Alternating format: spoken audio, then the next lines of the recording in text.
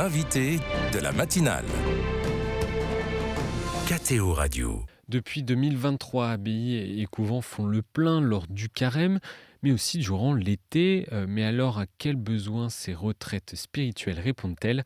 En cette dernière semaine de la matinale, on aborde certains sujets de l'été et on se connecte pour cela avec l'abbaye des Sœurs Trappistines de la Coudre à Laval, en Mayenne, où on retrouve Sœur Myriam. Bonjour. Bonjour. Merci d'être avec nous ce matin. Vous êtes en charge de l'hôtellerie dans cette abbaye fondée en 1859, c'est ça ? Oui, tout à fait. À l'endroit où nous sommes là depuis 1859. Mais nous sommes arrivés à Laval en 1816 dans un autre lieu et nous avons déménagé à cause du passage du train tout près des bâtiments en 1859. Et nous sommes à la Coudre depuis ce temps-là. Une histoire donc de plus d'un siècle et demi. Alors, sœur Myriam, quelle est la particularité pour les retraitants qui viennent réaliser une retraite dans une abbaye trappiste ? Eh bien, d'abord, je dirais que nous ne sommes pas une abbaye trappiste, mais une abbaye cistercienne. C'est le vrai nom et ça correspond mieux à ce que nous sommes. Les retraitants qui viennent sont très différents les uns des autres. Effectivement, l'été, il y en a qui viennent pour faire une pause, pour prendre du recul, pour respirer le silence, vivre avec nous au rythme de nos offices. Et c'est surtout un temps de retrait que je constate pour l'été.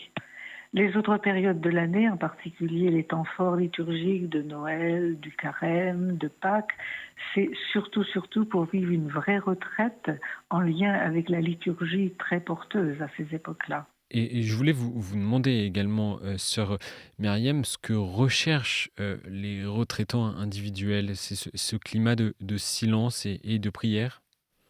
Oui, les retraitants individuels cherchent ce climat de silence et de prière parce qu'ils sont souvent en quête de sens de la vie, de sens de leur vie, de leur orientation même à donner. Et pour ça, le climat d'une hôtellerie de monastère est très propice à cette aide. Parce qu'il y a aussi la liturgie des heures qui est porteuse et il y a aussi l'accompagnement spirituel possible avec une sœur. Et justement, sur les demandes des retraitants, est-ce qu'ils ont des demandes particulières, notamment d'accompagnement spirituel ? Oui, très souvent. Ou si c'est pas un accompagnement spirituel continu, c'est ponctuel, ou bien simplement pouvoir parler, être écouté, c'est vraiment très important pour les personnes qui viennent. Et donc, il y a une différence entre les retraitants qui viennent pour le carême, par exemple, et ceux qui viennent pour des retraites spirituelles l'été ? Oui, moi je trouve une différence importante parce que l'été c'est plus en détente, c'est plus pour prendre un temps de recul, de retrait, de pause, de respiration, proche d'une communauté, d'une communauté qui prie 7 fois par jour, etc.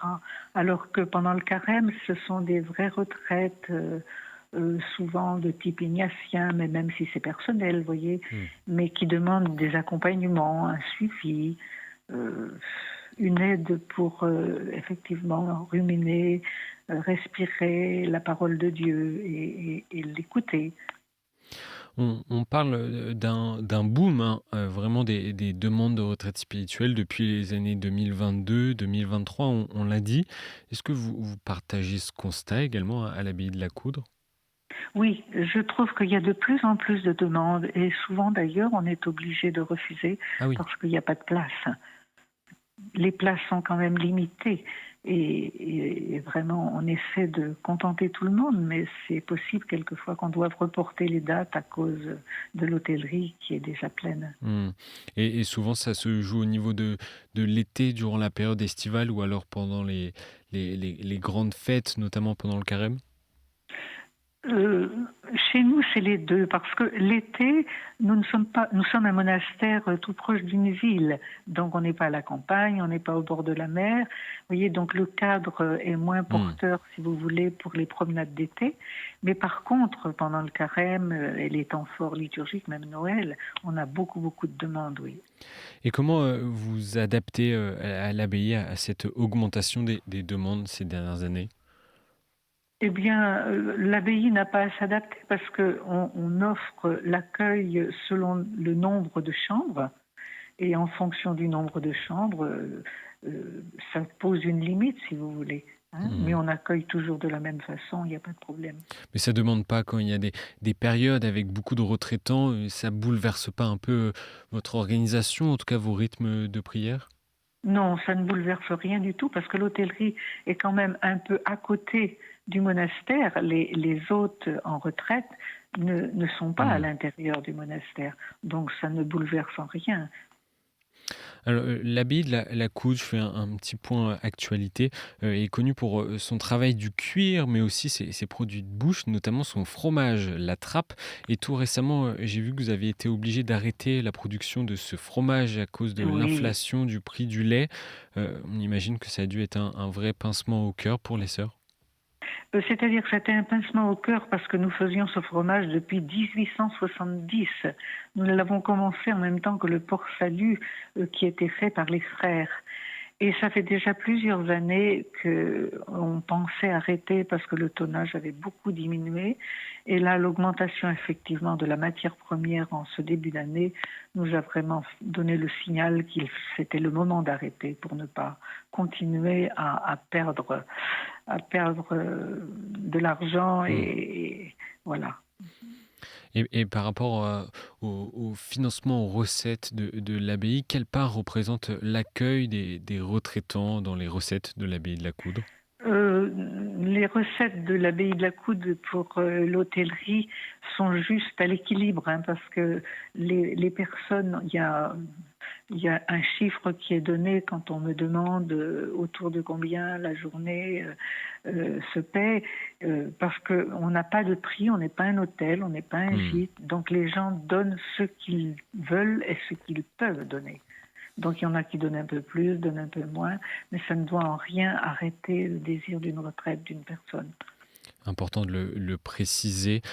Sœur Myriam, on l'a dit, les abbayes et les couvents font souvent le plein durant l'été ou durant le carême. Qu'est-ce que cette augmentation de la fréquentation dit de la façon dont l'Esprit Saint parle au cœur de chaque homme? Eh bien, moi, je crois que l'Esprit Saint invite beaucoup nos contemporains à un recentrement intérieur, à une recherche de sens de la vie, de sa vie, et je crois que c'est ça qui touche vraiment les personnes qui viennent. Est-ce que vous pouvez un peu préciser d'ailleurs sur ce sens? Mais derrière ce sens, c'est la recherche de Dieu, c'est la recherche de quelqu'un qui conduit l'histoire, qui conduit leur histoire et qui leur est présent sans que forcément eux-mêmes soient très présents à ce Hmm. Dieu qui nous accompagne. Je pense que c'est vraiment cette recherche profonde qui est derrière.